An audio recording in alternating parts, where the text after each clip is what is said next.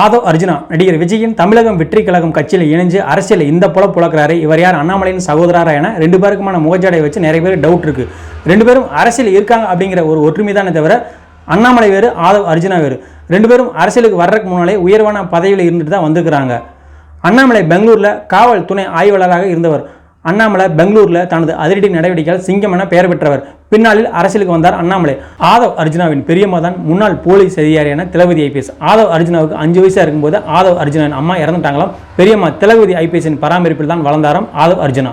ஆதவ் அர்ஜுனா முன்னாள் கூடைப்பந்து வீரர். ஆதவ் அர்ஜுனா தமிழ்நாடு கூடைப்பந்து விளையாட்டு சங்கத்தின் தலைவராகவும் இருந்திருக்கிறார். தமிழ்நாடு ஒலிம்பிக் சங்கத்தின் பொதுச் செயலாளர். கூடைப்பந்து தொடர்பான முக்கிய பணிகளை வகித்து வந்தாராம். இந்திய கூடைப்பந்து சம்மேளனத்தின் தலைவராகவும் இருந்திருக்கிறார். ஆதவ் அர்ஜுனாவின் மாமனார் பிரபல தொழிலதிபரான லாட்டரி மார்ட்டின்.